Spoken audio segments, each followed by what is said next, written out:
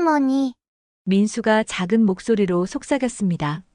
영옥은 고개를 숙여 손주의 얼굴을 들여다봤습니다. 민수의 표정이 심상치 않았습니다. 무언가 겁에 질린 것 같은 눈빛이었습니다. 왜 그러니? 민수야, 그 송편엔 뭔가 들어있어요. 민수의 말에 영옥의 손이 멈췄습니다. 심장이 쿵하고 내려앉는 느낌이었습니다. 영옥은 손에 든 송편을 자세히 들여다봤습니다. 겉으로 보기엔 아무 이상이 없었습니다. 하지만 코를 가까이 대자 낯선 향이 느껴졌습니다. 쑥향도 깨향도 아닌 씁쓸하고 이상한 냄새였습니다. 영옥은 주변을 둘러봤습니다. 가족들은 아무렇지 않게 송편을 먹으며 웃고 떠들고 있었습니다. 아무도 이상한 점을 눈치채지 못한 것 같았습니다. 아니면 일부러 모르는 척하는 걸까요? 영옥의 얼굴이 창백해졌습니다. 손이 부들부들 떨렸습니다. 할머니, 그거 먹으면 안 돼요. 민수가 다시 한번 작은 목소리로 속삭였습니다. 영옥은 손주의 얼굴을 바라봤습니다. 민수의 눈빛은 진지했습니다. 거짓말을 하는 아이의 눈이 아니었습니다. 영옥의 가슴이 철렁 내려앉았습니다. 영옥은 송편을 접시에 다시 내려놓고 천천히 일어났습니다. 다리에 힘이 풀려 비틀거렸지만 어떻게든 몸을 가눴습니다. 도대체 무슨 일이 있었던 걸까요? 오늘 사연 시작하기 전에 무료 버튼인 구독과 좋아요 꼭 눌러주세요. 그러면 여러분들에게 복이 찾아올 거예요. 경북 안동 외곽의 작은 마을, 아침 햇살이 기와 지붕을 비추는 오래된 한옥 마당에서 박영옥은 송편을 빚고 있었습니다. 68배 나이에도 영옥의 손놀림은 여전히 빠르고 정확했죠. 쑥을 넣어 초록빛으로 물들인 반죽을 동그랗게 빚어 소를 넣고 양쪽을 오므려 예쁜 반달 모양을 만들어냅니다. 손가락 마디마다 박힌 굳은 살이 평생을 농사일에 바친 세월을 말해주고 있었습니다. 추석이 되면 다들 모여 앉아 송편 하나씩 나눠 먹고 그게 우리 집의 자랑이었지. 영옥은 속으로 중얼거리며 손을 놀립니다. 마당 한쪽에서는 큰 며느리와 둘째 며느리가 전을 부치고 있었고 남편은 대청 마루에 앉아 신문을 펼쳐보고 있었습니다. 평범하고 평화로운 추석 아침이었죠. 어머니, 송편 정말 많이 빚으셨네요. 큰 며느리가 다가와 말을 건넵니다. 목소리는 공손했지만 어딘가 차가운 느낌이 들었습니다. 영옥은 고개를 끄덕이며 대답했습니다. 그래야지. 온 가족이 다 모이는데 모자라면 안 되잖니. 요즘 시대에 이렇게 손수 빚는 집이 어디 있어요. 사 먹으면 되는데. 둘째 며느리가 한마디 거들었습니다. 영옥은 씁쓸한 미소를 지었습니다. 며느리들은 명절이 되면 모이긴 하지만 진심으로 좋아서 오는 건지 의무감 때문인지 알 수가 없었습니다. 오전 11시쯤 큰아들 가족이 서울에서 차를 몰고 도착했습니다. 큰아들 민철은 사업을 한다고 했지만 요즘 표정이 좋지 않았습니다. 얼굴에 피곤함이 가득했죠. 뒤따라 막내딸 수진이 10살 난 아들 민수를 데리고 들어왔습니다. 이혼한 지 3년째인 수진은 혼자 아이를 키우느라 얼굴이 많이 여위어 있었습니다. 엄마, 잘 지내셨어요? 수진이 영옥을 끌어안으며 물었습니다. 영옥은 딸의 등을 토닥이며 고개를 끄덕였습니다. 그럼 잘 지냈지. 너는 어떠니? 저야 뭐 그럭저럭이죠. 민수가 할머니에게 달려와 안겼습니다. 영옥은 손주의 머리를 쓰다듬으며 환하게 웃었습니다. 이 아이만큼은 진심으로 자신을 좋아해 주는 것 같았습니다. 할머니, 송편 언제 먹어요? 조금 있으면 쪄낼 거야. 그때 먹자. 가족들이 모두 모여 거실에 둘러앉았습니다. 텔레비전에서는 명절 특집 프로그램이 흘러나오고 있었습니다. 겉으로는 화목해 보이는 풍경이었지만 영옥의 눈에는 어딘가 어색한 기운이 느껴졌습니다. 큰아들은 계속 휴대폰만 들여다보고 있었고 며느리들은 서로 눈치를 보며 대화를 나눴습니다. 민철아, 요즘 사업은 어떠니? 남편이 아들에게 물었습니다. 민철은 잠시 머뭇거리다가 대답했습니다. 아, 네 그냥저냥요. 그냥저냥이 뭐야? 잘 되는 거야, 안 되는 거야? 아버지, 좋은 날인데 그런 얘기는 나중에 해요. 민철이 짜증 섞인 목소리로 말했습니다. 남편은 더 이상 묻지 않았습니다. 영옥은 그 모습을 보며 가슴이 답답해졌습니다. 뭔가 숨기는 것 같은 아들의 태도가 신경 쓰였습니다. 오후가 되자 영옥은 찜통에 송편을 쪄냈습니다. 김이 모락모락 피어오르는 송편을 접시에 담아 상에 올렸습니다. 가족들이 하나둘씩 송편을 집어들었습니다. 어머니가 만든 송편은 역시 최고예요. 큰 며느리가 말했지만 영옥의 귀에는 빈말처럼 들렸습니다. 영옥도 송편 하나를 집어들었습니다. 초록빛 반달 모양의 송편이었습니다. 입에 넣으려는 순간 민수가 영옥의 옆으로 슬며시 다가왔습니다. 할머니. 민수가 작은 목소리로 속삭였습니다. 영옥은 고개를 숙여 손주의 얼굴을 들여다봤습니다. 민수의 표정이 심상치 않았습니다. 무언가 겁에 질린 것 같은 눈빛이었습니다. 왜 그러니, 민수야? 그 송편엔 뭔가 들어있어요. 민수의 말에 영옥의 손이 멈췄습니다.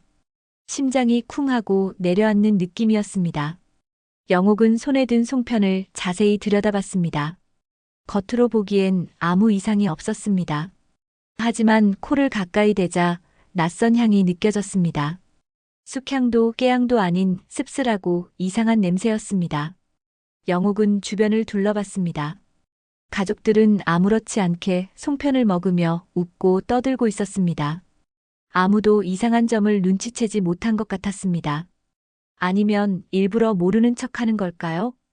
영옥의 얼굴이 창백해졌습니다. 손이 부들부들 떨렸습니다. 영옥은 손에 든 송편을 내려다보며 숨을 멈췄습니다. 민수의 말이 귓가에 맴돌았습니다. 그 송편엔 뭔가 들어있어요. 영옥은 조심스럽게 송편을 입 가까이 가져가 냄새를 맡았습니다. 분명 이상했습니다. 평소 자신이 넣던 쑥과 깨의 구수한 향이 아니었습니다. 묘하게 쓴맛 같은 게 섞인 낯선 향이 코끝을 찔렀습니다.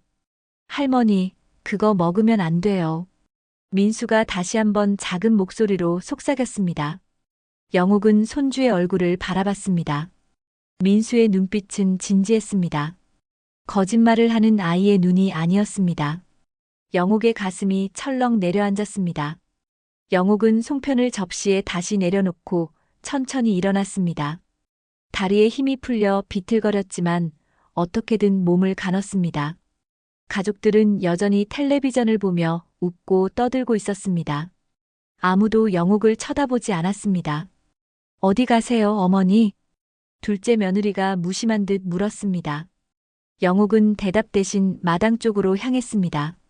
현관문을 열고 밖으로 나가자 차가운 바람이 얼굴을 스쳤습니다.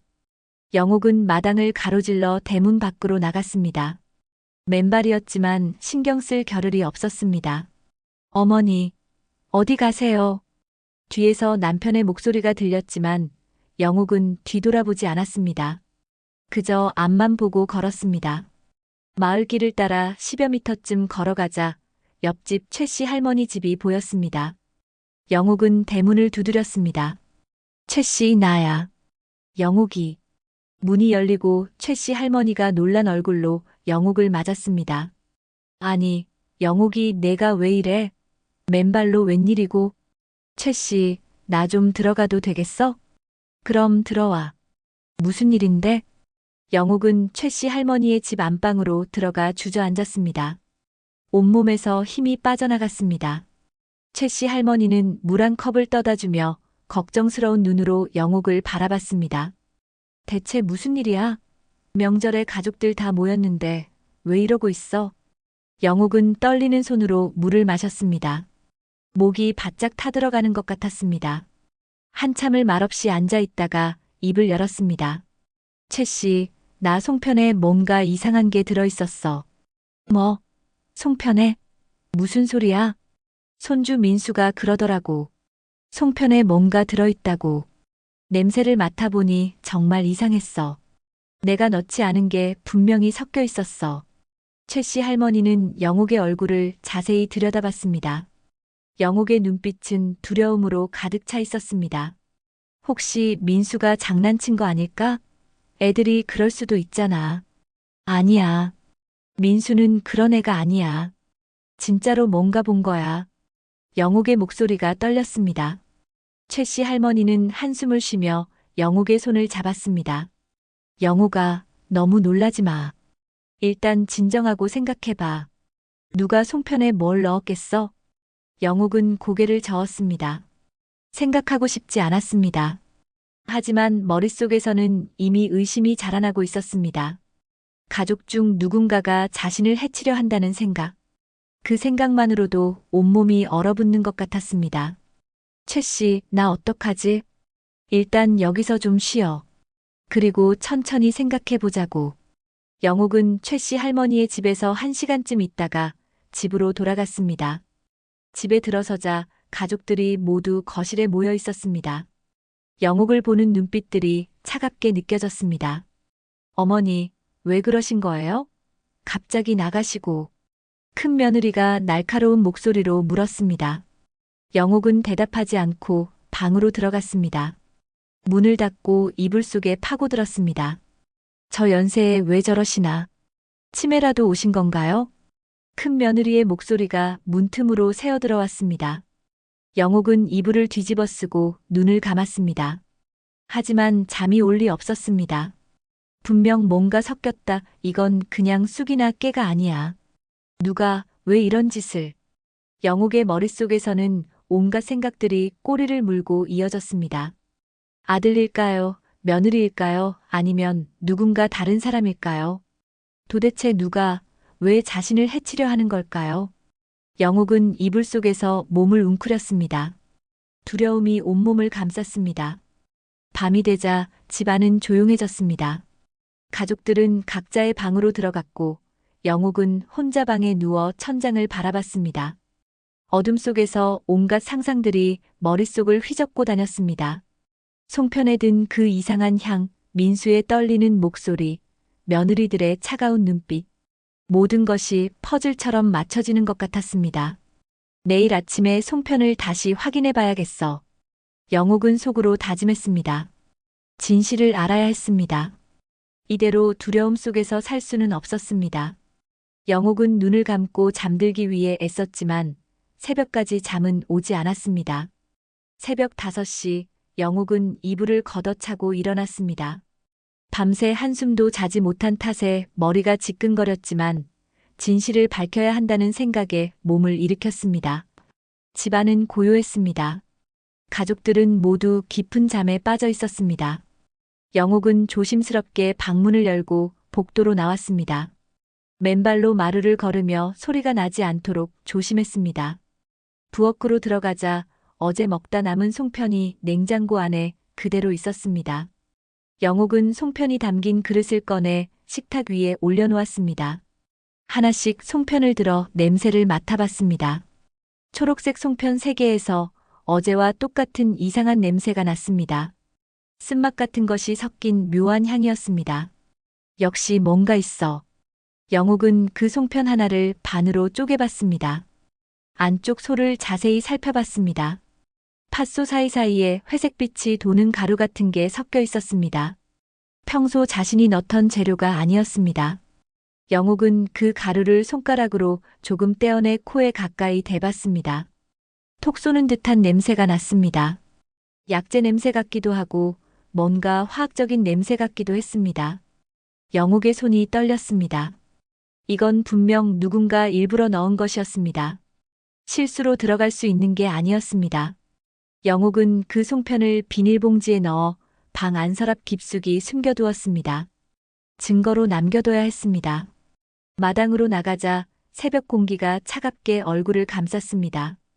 영옥은 어제 송편을 빚던 곳을 살펴봤습니다.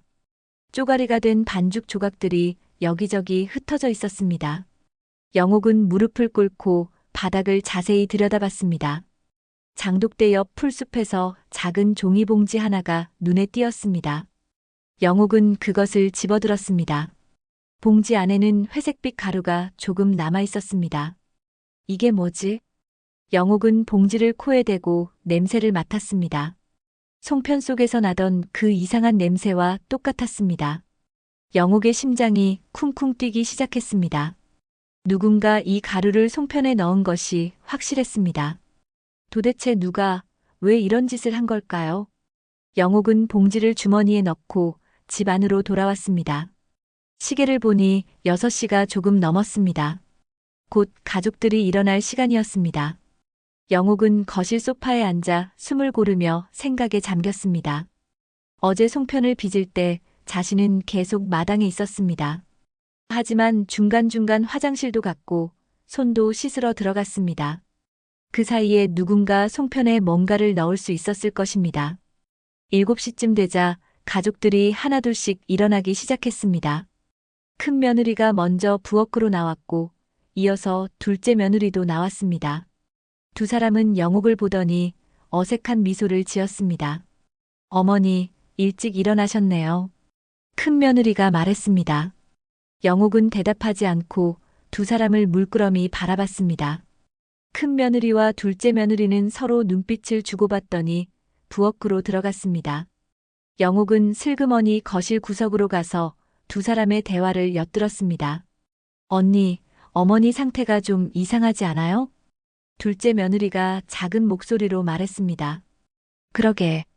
어제도 갑자기 나가시더니 나이 드시니까 그런가 봐. 큰 며느리가 대답했습니다. 잠시 침묵이 흐르더니 둘째 며느리가 다시 입을 열었습니다. 어머니 건강이 요즘 더 나빠지시면 상속 문제는 정리되겠죠? 영옥의 숨이 멎었습니다. 귀를 의심했습니다. 방금 뭐라고 한 걸까요? 상속 문제라니. 영옥은 벽에 등을 기대고 두 사람의 대화를 계속 들었습니다. 괜히 입방정 떨지 마. 조용히 끝나야 하니까. 큰 며느리의 목소리였습니다. 차갑고 단호한 어조였습니다. 영옥의 온몸에 소름이 돋았습니다. 두 사람이 자신을 없애려 한다는 것이 이제 확실해졌습니다. 송편에 든 이상한 가루도 어제의 이상한 냄새도 모두 계획된 것이었습니다. 영옥은 비틀거리며 자기 방으로 돌아왔습니다. 다리에 힘이 풀려 주저앉을 것 같았지만 어떻게든 참았습니다. 방문을 닫고 이불 위에 쓰러졌습니다. 머릿속이 하얘졌습니다. 평생을 함께 산 가족들이 자신을 배신하다니. 믿을 수가 없었습니다. 왜 이러는 거야? 영옥은 베개에 얼굴을 묻고 흐느꼈습니다. 눈물이 쏟아졌습니다. 서러움과 분노가 한꺼번에 밀려왔습니다. 평생 자식들을 위해 살았는데 이게 받는 대가인가요? 이 집도 이 땅도 모두 자신이 일궈낸 것이었습니다. 그런데 이제 자신을 없애고 그걸 차지하려는 건가요? 한참을 울다가 영옥은 눈물을 닦고 일어났습니다. 이대로 당할 수는 없었습니다. 진실을 밝혀야 했습니다. 누가 주도한 것인지, 어떻게 계획한 것인지 알아내야 했습니다. 영옥은 서랍에서 아까 숨겨둔 송편과 종이봉지를 꺼냈습니다. 이것들이 증거였습니다. 이제 어떡하지? 영옥은 증거를 손에 쥐고 창밖을 바라봤습니다. 아침 햇살이 마당을 비추고 있었습니다. 평화로운 풍경이었지만 영옥의 마음속은 폭풍이 몰아치고 있었습니다. 아침 식사 시간이 되자 가족들이 식탁에 둘러앉았습니다. 영옥은 평소처럼 밥과 반찬을 차렸지만 손이 떨려서 그릇을 제대로 놓을 수가 없었습니다. 큰아들 민철이 영옥을 힐끗 쳐다보더니 고개를 돌렸습니다. 며느리들은 서로 눈빛만 주고받으며 조용히 밥을 먹었습니다. 어머니, 오늘은 좀 괜찮으세요? 둘째 며느리가 건성으로 물었습니다. 영옥은 고개만 끄덕이고 대답하지 않았습니다. 말을 하면 목소리가 떨릴 것 같았습니다. 식탁 위 분위기는 무겁고 어색했습니다. 오직 민수만이 할머니를 걱정스러운 눈으로 바라보고 있었습니다. 식사를 마치고 가족들이 각자 흩어지자 영옥은 부엌에서 설거지를 시작했습니다. 그릇을 닦으면서도 귀는 거실 쪽을 향해 있었습니다. 며느리들의 대화 소리가 들려왔습니다. 언니, 이번 추석 지나고 나면 어떻게 될까요? 글쎄, 일단 조용히 지켜봐야지. 너무 티내면 안 돼. 그렇긴 한데 오빠는 돈 문제가 급한 것 같던데. 그러니까 더 조심해야 한다니까. 자꾸 그런 얘기 하지 마. 영옥은 그릇을 놓고 부엌 문틈으로 거실을 살짝 들여다봤습니다. 큰 며느리와 둘째 며느리가 소파에 나란히 앉아 작은 목소리로 대화를 나누고 있었습니다. 두 사람의 표정은 진지했습니다. 영옥은 숨을 죽이고 계속 귀를 기울였습니다. 그나저나 어제 그 일은 어떻게 된 거예요? 먹었어야 하는 거 아니에요? 둘째 며느리의 목소리였습니다. 영옥의 심장이 쿵 내려앉았습니다. 그 일이라니. 분명 송편 이야기를 하는 것이었습니다. 애가 뭔가 눈치챈 것 같아. 민수 말이야. 그 애가 할머니한테 뭐라고 했나 봐. 큰 며느리가 짜증 섞인 목소리로 말했습니다. 에이, 그럼 어떡해요? 다시 기회를 만들어야 하는 거 아니에요? 일단 조용히 있어. 너무 서두르면 의심받아. 영옥은 더 이상 듣지 못하고 부엌 바닥에 주저앉았습니다. 다리에 힘이 풀렸습니다. 의심이 확신으로 바뀌는 순간이었습니다. 며느리들이, 그것도 두 사람이 함께 자신을 해치려 계획한 것이었습니다. 그리고 큰아들도 이 일에 연루되어 있는 것 같았습니다. 돈 문제가 급하다는 말이 무엇을 의미하는지 알 것 같았습니다. 영옥은 부엌 찬장 손잡이를 잡고 간신히 몸을 일으켰습니다. 어지러워서 제대로 서 있을 수가 없었습니다. 하지만 이대로 무너질 수는 없었습니다. 증거를 더 찾아야 했습니다. 정확히 무엇을 계획하고 있는지 알아내야 했습니다. 오후가 되자 남편이 마을 이장 댁에 인사를 다녀온다며 나갔고 큰아들과 둘째 며느리도 친척 집에 들렀다 오겠다고 집을 나섰습니다. 집에는 영옥과 큰 며느리, 그리고 수진과 민수만 남았습니다. 영옥은 이 기회에 큰아들 방을 살펴봐야겠다고 마음먹었습니다. 수진아, 나 좀 누워있을게. 어지럽구나. 네, 엄마. 푹 쉬세요. 수진은 민수와 함께 텔레비전을 보고 있었고 큰 며느리는 자기 방에서 휴대폰을 만지작거리고 있었습니다. 영옥은 방에 들어가는 척하다가 슬그머니 복도를 따라 큰아들 부부의 방으로 향했습니다. 문을 조심스럽게 열고 안으로 들어갔습니다. 방 안은 깔끔하게 정돈되어 있었습니다. 영옥은 서랍을 하나씩 열어봤습니다. 옷가지들 사이에서 서류 봉투 하나가 눈에 띄었습니다. 영옥은 봉투를 꺼내 안을 들여다봤습니다. 은행 독촉장이었습니다. 빚이 3억 원이 넘는다는 내용이었습니다. 영옥의 손이 떨렸습니다. 그래서 이런 짓을 한 거구나. 영옥은 서류를 다시 봉투에 넣고 제자리에 놓았습니다. 옷장을 열어보니 구석에 작은 상자가 하나 있었습니다. 영옥은 상자를 꺼내 열어봤습니다. 안에는 약병 몇 개가 들어 있었습니다. 라벨을 읽어보니 수면제였습니다. 그런데 양이 너무 많았습니다. 한 사람이 먹기에는 과한 양이었습니다. 영옥의 등에서 식은땀이 흘렀습니다. 이것들을 자신에게 먹이려고 했던 걸까요? 송편에 넣었던 게 바로 이 수면제였던 걸까요? 영옥은 약병 하나를 주머니에 넣고 상자를 다시 제자리에 놓았습니다. 방문을 나서려는 순간 복도에서 발소리가 들렸습니다. 영옥은 깜짝 놀라 재빨리 방 안옷장 뒤에 몸을 숨겼습니다. 문이 열리고 큰 며느리가 들어왔습니다. 영옥은 숨을 죽이고 움직이지 않았습니다. 큰 며느리는 서랍을 열고 뭔가를 꺼내더니 휴대폰으로 전화를 걸었습니다. 여보, 나야. 오늘 저녁에 한 번 더 시도해봐야 할 것 같아. 어제는 실패했으니까. 영옥의 온몸이 얼어붙었습니다. 오늘 저녁에 또 시도한다는 말이었습니다. 큰 며느리는 잠시 통화를 하더니 방을 나갔습니다. 영옥은 한참을 그 자리에 서 있다가 조심스럽게 방에서 나왔습니다. 영옥은 자기 방으로 돌아와 문을 잠갔습니다. 온몸이 떨렸습니다. 오늘 저녁이 위험하다는 것을 알았습니다. 또 음식에 뭔가를 탈 것이었습니다. 영옥은 주머니에서 약병을 꺼내 손에 쥐었습니다. 이제 어떡하지? 누구한테 도움을 청해야 하나? 영옥은 창밖을 바라봤습니다. 해가 서쪽으로 기울고 있었습니다. 저녁이 다가오고 있었습니다. 저녁 시간이 다가왔습니다. 영옥은 방 안에서 나오지 않았습니다. 문을 잠그고 이불을 뒤집어 쓴 채 숨죽이고 있었습니다. 밖에서는 가족들이 저녁 준비를 하는 소리가 들렸습니다.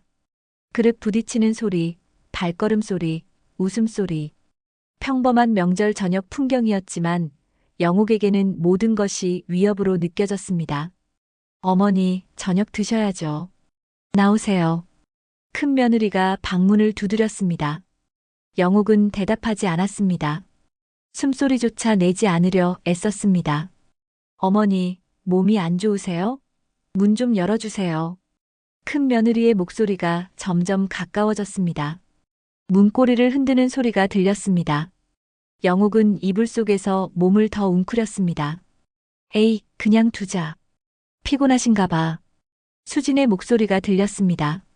발소리가 멀어졌습니다. 영옥은 안도의 한숨을 내쉬었습니다. 하지만 이렇게 방 안에만 있을 수는 없었습니다.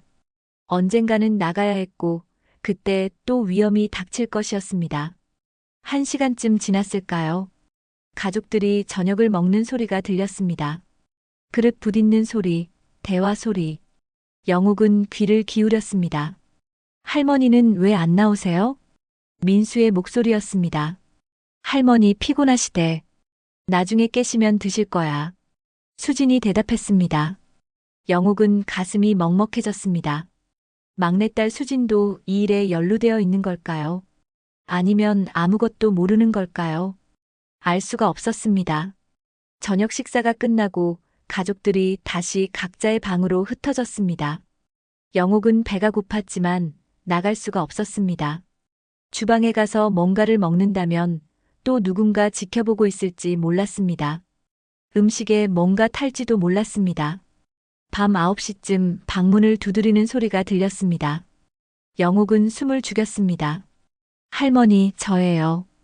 민수요. 손주의 목소리였습니다. 영옥은 망설이다가 일어나 문을 열었습니다. 민수가 작은 도시락 통을 들고 서 있었습니다. 할머니, 저녁 안 드셨죠? 제가 가져왔어요. 민수가 도시락 통을 내밀었습니다. 영옥은 손주의 얼굴을 들여다봤습니다. 맑고 순수한 눈빛이었습니다. 영옥은 민수를 방 안으로 들어오게 하고 문을 닫았습니다. 민수야, 이거 내가 직접 담은 거니? 네. 엄마가 하려고 했는데 제가 할게요 했어요. 아무도 안 봤어요. 민수의 말에 영옥은 안도했습니다. 이 아이만큼은 믿을 수 있었습니다. 영옥은 도시락을 열고 밥을 한 숟가락 떠먹었습니다. 따뜻한 밥이 목구멍으로 넘어갔습니다. 민수야, 할머니한테 물어볼 게 있어. 네, 할머니. 어제 너 송편에 뭔가 들어있다고 했지? 그거 어떻게 알았니? 민수는 잠시 망설이다가 입을 열었습니다. 할머니, 사실은요. 큰아버지가 몰래 뭘 넣는 걸 봤어요. 영옥의 손이 멈췄습니다. 숟가락을 든 채 민수를 바라봤습니다. 큰아버지가? 네. 할머니가 화장실 가시고 나서요. 큰아버지가 부엌에서 하얀 가루 같은 걸 송편에 넣는 걸 봤어요. 근데 무서워서 그때는 말 못했어요. 영옥의 눈에서 눈물이 흘러내렸습니다. 큰아들이었습니다. 자신이 낳아 키운 아들이 자신을 해치려 했다는 사실이 믿기지 않았습니다. 민수야, 내가 본 걸 다른 사람한테 말했니? 아니요. 할머니한테만 말했어요. 그래, 잘했어. 아무한테도 말하면 안 된다. 알겠지? 민수가 고개를 끄덕였습니다. 영옥은 손주의 머리를 쓰다듬었습니다. 이 아이만은 지켜줘야 했습니다. 민수가 방을 나간 뒤 영옥은 다시 혼자 남았습니다. 밥을 다 먹고 나니 힘이 조금 났습니다. 영옥은 서랍에서 증거물들을 꺼냈습니다. 이상한 가루가 든 송편, 마당에서 주운 종이봉지, 그리고 큰아들 방에서 가져온 수면제. 이것들을 어떻게 해야 할까요? 영옥은 휴대폰을 꺼내 최 씨 할머니에게 문자를 보냈습니다. 전화는 도청당할지 모른다는 생각에 문자로 보냈습니다. 최 씨, 내일 아침 일찍 좀 만날 수 있어? 급한 일이야. 잠시 후 답장이 왔습니다. 그래. 새벽 6시에 우리 집으로 와. 영옥은 휴대폰을 끄고 이불 속으로 들어갔습니다. 내일 아침까지 버텨야 했습니다. 그리고 최 씨 할머니와 상의해서 어떻게 할지 결정해야 했습니다. 경찰에 신고해야 할까요? 하지만 증거가 확실한지 알 수가 없었습니다. 게다가 자식을 경찰에 넘기는 일이 쉬울 리 없었습니다. 밤 11시쯤 복도에서 수군거리는 소리가 들렸습니다. 영욱은 귀를 기울였습니다. 오늘은 실패했네. 방에서 안 나오시니까. 큰 며느리의 목소리였습니다. 내일은 어떻게 할 거야? 큰아들의 목소리였습니다. 내일 아침에 약 타서 드려야죠. 이번엔 확실하게. 영욱의 온몸에 소름이 돋았습니다. 내일 아침이 고비였습니다. 아침 식사 때 또 뭔가를 탈 것이었습니다. 영욱은 절대로 내일 아침을 집에서 먹어서는 안 된다고 다짐했습니다. 엄마, 이제 그만 자고 내일 얘기해요. 수진의 목소리가 들렸습니다. 영욱은 깜짝 놀랐습니다. 막내딸도 그 자리에 있었던 것이었습니다. 엄마, 이제 그냥 편히 쉬셔야죠.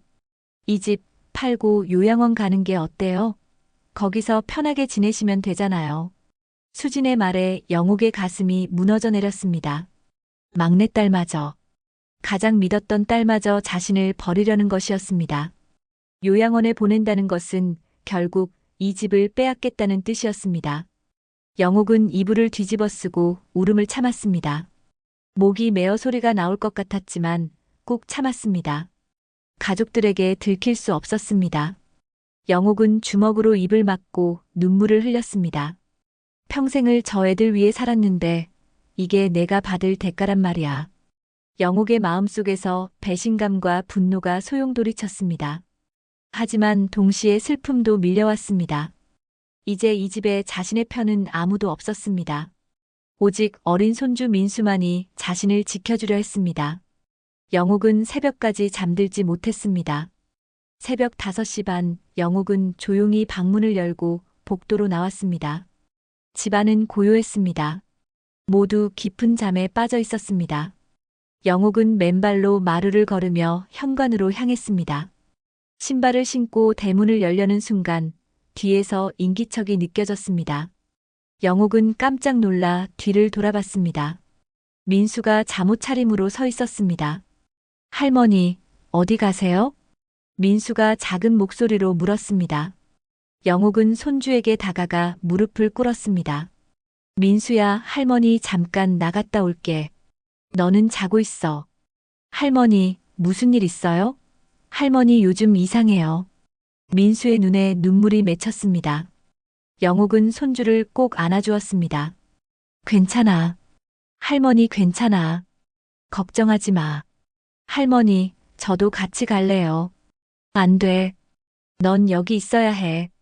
엄마 깨면 할머니 금방 온다고 전해줘. 영욱은 민수의 머리를 쓰다듬고 집을 나섰습니다. 새벽 공기가 차가웠습니다.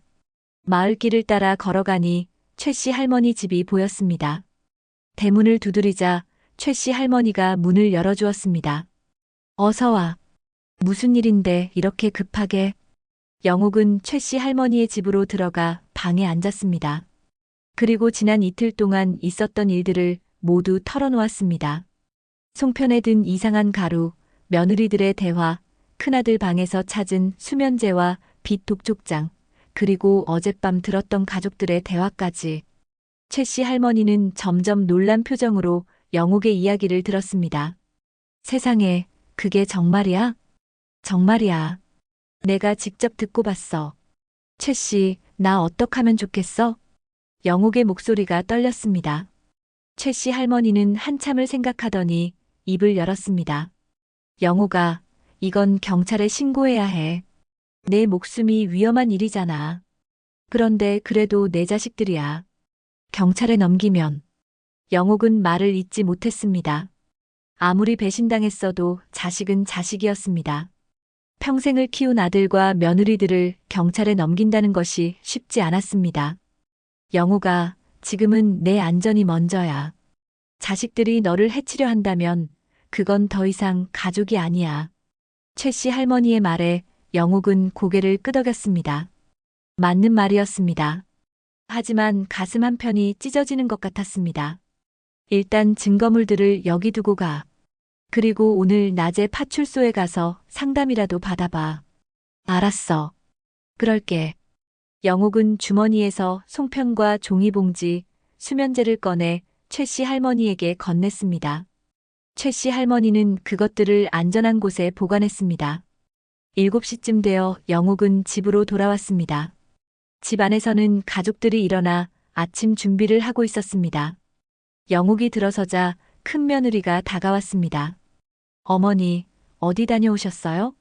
산책 좀 했어. 영옥은 짧게 대답하고 방으로 들어가려 했습니다. 하지만 큰 며느리가 팔을 잡았습니다. 어머니, 아침 드셔야죠. 제가 미역국 끓였어요. 어머니 좋아하시는 거잖아요. 영옥은 며느리의 손을 뿌리쳤습니다. 배 안 고파. 나중에 먹을게. 에이, 그러지 마시고 한 그릇만 드세요.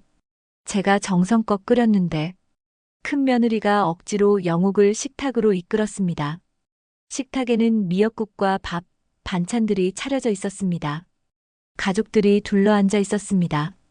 영옥은 자리에 앉았지만 숟가락을 들지 않았습니다. 어머니, 왜 안 드세요? 둘째 며느리가 물었습니다. 영옥은 대답하지 않고 미역국 그릇을 물끄러미 바라봤습니다. 국물 위에 기름이 둥둥 떠 있었습니다. 평소와 다를 바 없어 보였지만 영옥은 믿을 수가 없었습니다. 배 안 고프다니까. 영옥이 일어서려 하자 큰아들이 버럭 소리를 질렀습니다. 어머니, 왜 이러세요? 며느리들이 정성껏 준비한 건데. 영옥은 아들을 똑바로 쳐다봤습니다. 아들의 눈빛이 흔들렸습니다. 영옥은 차가운 목소리로 말했습니다. 민철아, 너 엄마한테 할 말 없니? 무슨 말씀이세요? 내가 송편에 뭘 넣은 거 다 알아. 식탁이 순간 조용해졌습니다. 며느리들의 얼굴이 하얗게 질렸습니다. 큰아들은 어색하게 웃으며 말했습니다. 어머니, 무슨 말씀을 그렇게 하세요? 제가 뭘 넣었다고요? 시침이 떼지 마. 민수가 다 봤어. 내가 하얀 가루를 송편에 넣는 걸. 민수가 깜짝 놀라 영옥을 쳐다봤습니다. 큰아들의 얼굴이 굳어졌습니다. 그건 설탕이었어요. 송편이 싱거울까봐. 설탕? 그럼 내 방에 있던 수면제는 뭐니? 왜 그렇게 많은 수면제를 갖고 있는 거야? 큰 며느리가 벌떡 일어났습니다. 어머니, 저희 방을 뒤지셨어요? 그래, 뒤졌어. 그리고 내 남편이 빚더미에 앉아 있다는 것도 알았어. 독촉장도 봤어. 식탁 분위기가 얼어붙었습니다. 수진이 당황한 표정으로 오빠를 쳐다봤습니다. 오빠, 이게 무슨 소리야? 큰아들은 대답하지 않았습니다. 그저 고개를 숙이고 있을 뿐이었습니다. 영옥은 계속 말을 이었습니다. 너희가 나를 없애고 이 집을 팔아서 빚을 갚으려는 거 다 알아. 어젯밤에 너희 대화도 다 들었어. 큰 며느리가 황급히 변명했습니다. 어머니, 오해예요. 저희가 그런 생각을 할 리가 없잖아요. 오해? 그럼 요양원 보내자는 얘기는 뭐야? 수진아, 너도 어제 그 자리에 있었지? 수진의 얼굴이 창백해졌습니다. 엄마, 저는 그냥 엄마가 편하게 지내셨으면 해서. 편하게? 나를 요양원에 쳐넣고 집을 빼앗는 게 편하게 해주는 거니? 영옥의 목소리가 떨렸습니다. 분노와 슬픔이 한꺼번에 북받쳐 올랐습니다. 민수가 울음을 터뜨렸습니다. 영옥은 손주를 안아주며 말했습니다. 너희가 뭘 계획하든 나는 더 이상 당하지 않을 거야. 식탁은 얼어붙은 듯 조용했습니다. 아무도 입을 열지 못했습니다. 영옥의 선언에 가족들은 당황한 표정으로 서로를 쳐다봤습니다. 큰아들 민철이 먼저 입을 열었습니다. 어머니, 정말 오해세요. 제가 왜 어머니를 해치겠어요? 오해? 그럼 내가 송편에 넣은 게 정말 설탕이었다는 거니? 영옥은 자리에서 일어나 큰아들 앞으로 다가갔습니다. 민철은 영옥의 눈빛을 피했습니다. 대답해봐. 설탕이었니? 아니면 수면제였니? 어머니. 민철의 목소리가 떨렸습니다. 그는 고개를 숙인 채 말을 잇지 못했습니다. 큰 며느리가 남편을 대신해 말했습니다. 어머니, 저희가 요즘 힘든 건 사실이에요. 사업이 안 돼서 빚이 많이 생겼어요. 하지만 어머니를 해칠 생각은 없었어요. 그럼 수면제는 왜 그렇게 많이 사둔 거야? 송편에 넣은 가루는 뭐였어? 영옥의 추궁에 큰 며느리는 말문이 막혔습니다. 둘째 며느리가 끼어들었습니다. 언니, 이제 그만 사실대로 말해요. 어차피 들킨 것 같은데. 큰 며느리가 둘째 며느리를 노려봤습니다. 하지만 둘째 며느리는 고개를 돌렸습니다. 영옥은 둘째 며느리를 향해 말했습니다. 너도 알고 있었구나. 내 남편은 어디 있니? 출장 갔어요. 이 일에는 우리 남편은 몰라요. 그럼 너는 알고 있었다는 거네. 너희 둘이 함께 계획한 거지. 둘째 며느리는 대답하지 않았습니다. 영옥은 다시 큰 며느리를 바라봤습니다. 사실대로 말해. 송편에 뭘 넣었어? 한참의 침묵이 흘렀습니다. 큰 며느리가 마침내 입을 열었습니다. 수면제였어요. 하지만 많이 넣은 건 아니에요. 그냥 어머니가 잠드시게 하려고. 그래서 내가 잠들면 어쩔 생각이었어? 그냥 편히 가시게 하려고. 큰 며느리의 말에 영옥은 뒷걸음질 쳤습니다. 다리에 힘이 풀려 주저앉을 뻔했지만 식탁을 붙잡고 버텼습니다. 편히 가시게 하려고. 그 말은 곧 자신을 죽이려 했다는 뜻이었습니다. 너희가 정말로 나를 죽이려고 했구나. 영옥의 목소리가 떨렸습니다. 눈물이 흘러내렸습니다. 수진이 울면서 말했습니다. 엄마, 저는 몰랐어요. 저는 정말 몰랐어요. 넌 어제 요양원 얘기하지 않았니? 너도 같이 있었잖아. 그건 정말로 엄마가 편하게 지내셨으면 해서 한 말이에요. 오빠가 이런 짓을 할 줄은 몰랐어요. 수지는 오빠를 향해 소리쳤습니다. 오빠, 대체 왜 이런 짓을 한 거야? 엄마가 우리한테 뭘 잘못했다고. 민철이 주먹으로 식탁을 쳤습니다. 내가 뭘 어쩌라고. 빚쟁이들이 매일 찾아와. 이대로 가면 우리 가족 다 망해. 그래도 엄마를 죽이려 하다니. 그게 말이 돼? 수진의 목소리가 떨렸습니다. 민수는 엄마 품에 안겨 울고 있었습니다. 영옥은 아들을 바라봤습니다. 한때는 그렇게 귀여워하던 아들이었습니다. 밤늦게까지 공부하느라 힘들어하면 야식을 챙겨주던 아들이었습니다. 그 아들이 이제 자신을 죽이려 했습니다. 민철아, 돈이 필요하면 말을 했어야지. 왜 이런 짓을 한 거니? 말해서 뭐 하겠어요. 어머니한테 돈이 어디 있어요. 이 집밖에 없잖아요. 그럼 이 집을 팔면 되잖아. 내가 살아있어도 팔 수 있어. 그럼 어머니는 어디서 사세요? 이 집 팔면 어머니 갈 데가 없잖아요. 민철의 말에 영옥은 웃음이 나왔습니다. 비참한 웃음이었습니다. 그러니까 나를 없애고 집을 차지하려 한 거구나. 내가 죽으면 편하게 집을 팔 수 있으니까. 어머니, 이제 됐어. 더 이상 변명하지 마. 영옥은 휴대폰을 꺼내 경찰에 전화를 걸었습니다. 큰 며느리가 황급히 영옥의 손을 잡았습니다. 어머니, 안 돼요. 경찰 부르지 마세요. 나 이제 너희를 믿을 수 없어. 영옥은 며느리의 손을 뿌리치고 전화를 걸었습니다. 신호음이 울렸습니다. 민철이 일어나 영옥에게 다가왔습니다. 어머니, 제발요. 경찰만은 안 돼요. 제가 잘못했어요. 늦었어. 이미 늦었어. 전화가 연결됐습니다. 영옥은 침착한 목소리로 말했습니다. 여보세요, 경찰서죠? 신고할 게 있어요. 제 가족이 저를 살해하려고 했어요. 가족들의 얼굴이 창백해졌습니다. 영옥은 계속 말을 이었습니다. 증거도 있어요. 송편에 수면제를 탄 것, 그리고 제가 직접 들은 대화 내용들. 지금 당장 와주세요. 통화를 마치고 영옥은 휴대폰을 내려놓았습니다. 큰 며느리가 주저앉아 울기 시작했습니다. 민철은 멍하니 서 있었습니다. 둘째 며느리는 얼굴을 손으로 가렸습니다. 수진이 민수를 데리고 방으로 들어갔습니다. 영옥은 소파에 앉아 경찰이 오기를 기다렸습니다. 남편이 부엌에서 나와 영옥 옆에 앉았습니다. 영옥아, 정말 이렇게까지 해야 하나? 당신도 알고 있었어? 아니, 나는 몰랐어. 오늘 처음 알았어. 남편의 목소리는 떨리고 있었습니다. 영욱은 남편을 바라봤습니다. 당신은 나를 믿어줘? 그럼, 난 당신 편이야. 남편이 영욱의 손을 잡았습니다. 영욱은 남편의 손을 꽉 쥐었습니다. 적어도 한 사람은 자신의 편이었습니다. 30분쯤 지나자 경찰차가 도착했습니다.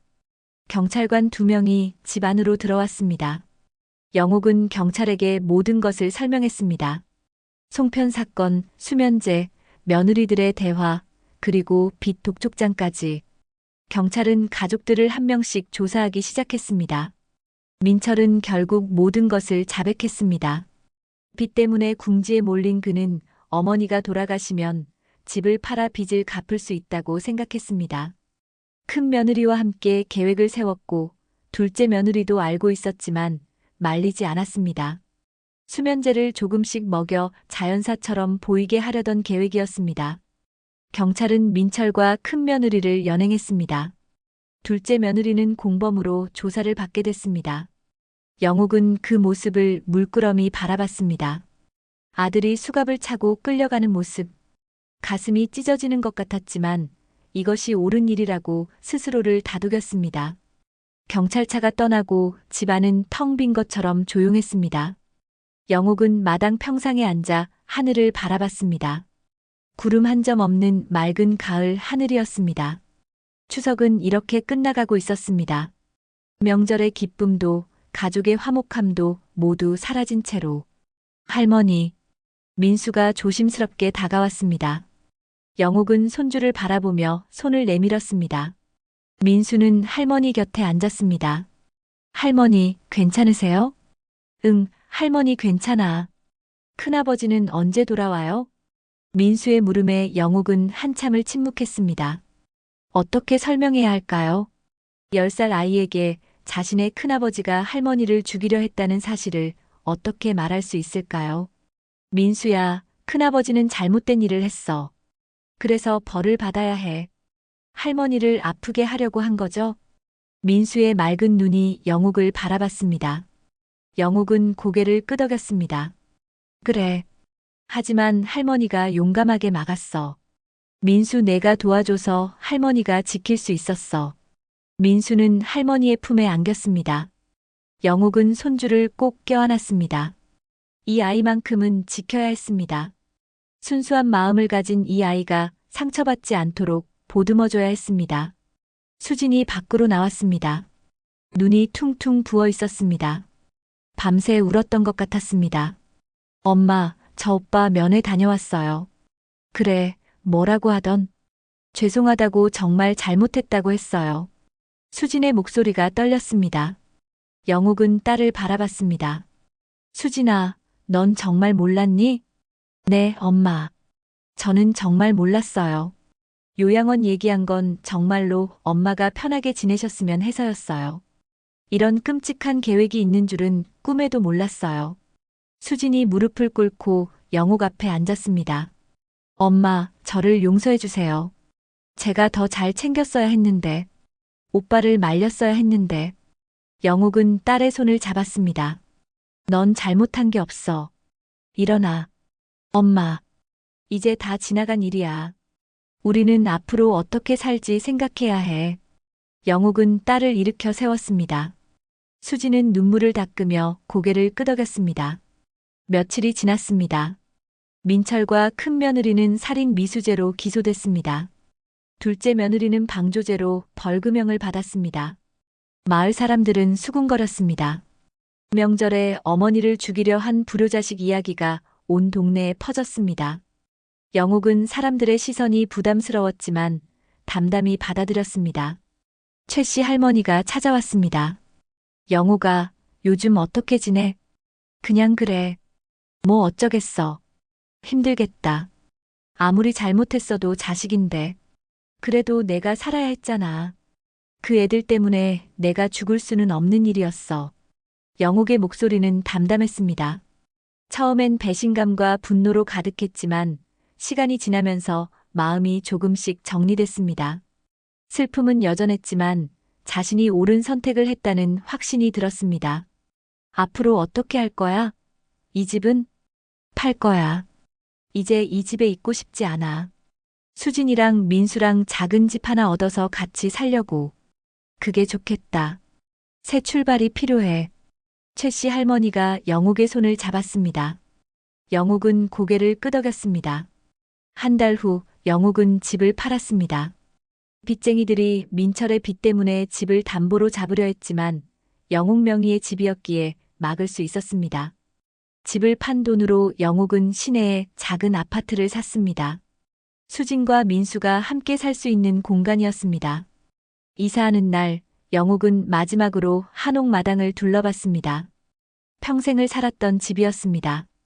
자식들을 키우고 손주들을 돌보고 웃고 울었던 공간이었습니다. 하지만 이제는 떠나야 할 시간이었습니다. 할머니 가요. 민수가 영욱의 손을 잡았습니다.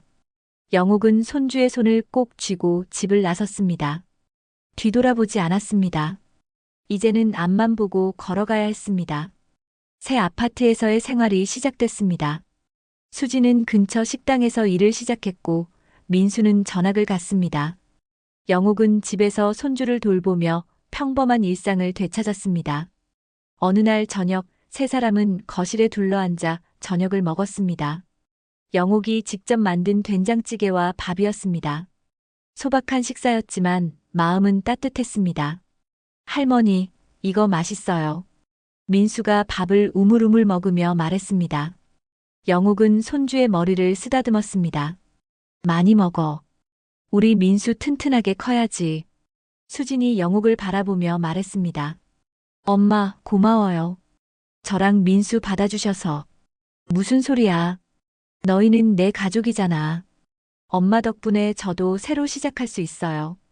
이혼하고 나서 정말 힘들었는데 이제 조금씩 나아지는 것 같아요. 수진의 눈에 눈물이 맺혔습니다. 영욱은 딸의 손을 잡았습니다. 우리 앞으로 잘 살자. 서로 의지하면서. 네, 엄마. 식사를 마치고 영욱은 베란다로 나갔습니다. 도시의 야경이 펼쳐져 있었습니다. 예전에 살던 시골 마을과는 전혀 다른 풍경이었습니다. 하지만 나쁘지 않았습니다. 새로운 시작이었습니다. 피보다 진한 게 진심이라는 걸 이제 알겠구나. 영욱은 속으로 중얼거렸습니다. 혈연으로 맺어진 가족보다 진심으로 자신을 아껴주는 사람이 진짜 가족이라는 것을 깨달았습니다. 민수의 용기가 자신을 구했습니다. 딸 수진의 진심이 새로운 삶을 가능하게 했습니다. 나머지 생은 나를 믿어준 사람들과 함께 살아야겠다. 영욱은 다짐했습니다. 더 이상 과거에 얽매이지 않겠다고. 배신의 아픔은 여전했지만 그것이 자신을 무너뜨리게 하지 않겠다고. 거실에서 민수의 웃음소리가 들렸습니다. 영욱은 미소를 지었습니다. 이것으로 충분했습니다. 사랑하는 손주와 딸이 곁에 있는 것. 서로 믿고 의지할 수 있는 것. 그것이 진짜 행복이었습니다. 영욱은 베란다 문을 열고 거실로 들어갔습니다.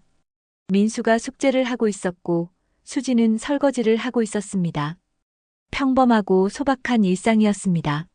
하지만 그 어느 때보다 따뜻하고 평화로운 일상이었습니다. 할머니, 이거 어떻게 풀어요? 민수가 숙제 공책을 들고 물었습니다. 영욱은 손주 옆에 앉아 문제를 들여다봤습니다. 이건 이렇게 푸는 거야. 영욱은 민수에게 문제 푸는 방법을 설명해 주었습니다.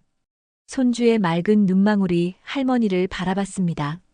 그 눈빛 속에서 영욱은 희망을 봤습니다. 새로운 시작에 대한 희망을. 앞으로 펼쳐질 삶에 대한 희망을. 밤이 깊어갔습니다. 민수는 잠자리에 들었고 수진도 방으로 들어갔습니다. 영욱은 혼자 거실에 앉아 창밖을 바라봤습니다. 도시의 불빛들이 반짝이고 있었습니다. 영욱은 조용히 속삭였습니다. 이제 괜찮아. 우리는 잘 살 거야. 그 말은 자신에게 하는 다짐이자 새로운 삶에 대한 선언이었습니다. 영욱은 눈을 감았습니다. 마음이 평온했습니다. 비로소 진짜 가족을 찾았습니다. 피가 아닌 진심으로 맺어진 가족을. 오늘 이야기가 마음에 남으셨다면 구독과 좋아요로 함께 해주세요. 더 많은 이야기로 다시 찾아올게요. 구독과 좋아요는 큰 힘이 됩니다.